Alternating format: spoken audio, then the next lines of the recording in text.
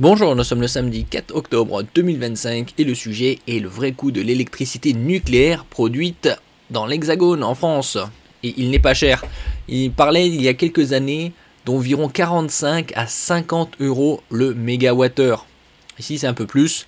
La Commission de régulation de l'énergie, CRE, a publié fin septembre 2025, donc il y a quelques jours, une nouvelle estimation du coût complet de production de l'électricité nucléaire historique pour la période 2026-2028, 60,3 euros le mégawattheure, prix de base 2026, soit environ 61,5 euros mégawattheure en euros constants, un chiffre nettement inférieur à celui estimé par EDF.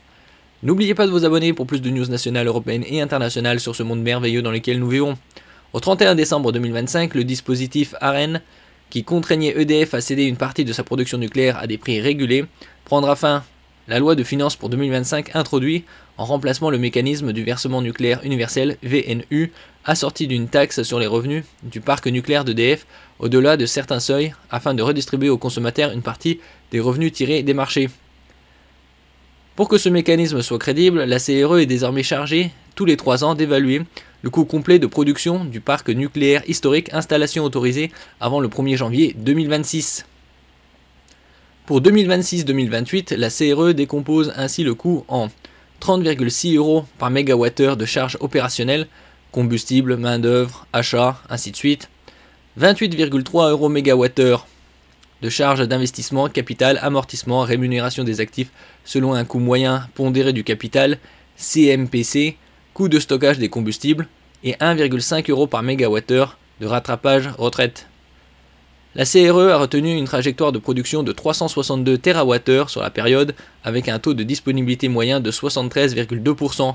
Pour 2029-2031, le coût complet est estimé à 63,4 euros mégawattheure, prix 2026 ou 68,4 euros par mégawattheure en valeur courante. EDF n'est pas d'accord avec ce calcul. EDF conteste l'estimation de la CRE et présente un coût beaucoup plus élevé à 79,6 euros mégawattheure pour la période 2026-2028 et 81,5 euros par mégawattheure pour la période 2029-2031 aux conditions économiques de 2026.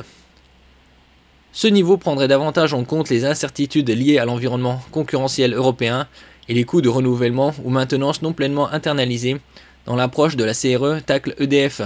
Pour la CRE, la différence s'explique par un changement méthodologique, notamment dans la valorisation du capital et le périmètre considéré, ainsi que par des effets minorants qui compenseraient l'inflation. Le régulateur nuance que ces valeurs ne constituent pas un prix de vente, mais un coût de référence dans le cadre réglementaire envisagé. Ce coût de 60,3 euros par mégawattheure est important pour déclencher le VNU. Au-delà d'un seuil fixé, sur cette base, EDF serait taxable à 50% et un deuxième niveau à 90% de ses revenus nucléaires. Même en l'absence de conclusion définitive, ce coût de production est jugé contenu par la CRE, bien qu'il soit inférieur au calcul d'EDF. Certains observateurs estiment néanmoins que si les marchés de l'électricité flambent, EDF pourrait être exsangue ou dissuadé d'investir, faute de marge suffisante. Donc là, le coup, on voit que l'investissement dans le nucléaire, c'était une très bonne chose. Ces dernières décennies, c'était aux alentours des années 70, surtout dans la période 70-80, au niveau de l'implantation des réacteurs nucléaires sur le territoire. Et donc un coût de l'électricité très faible. Merci pour votre écoute et à la prochaine.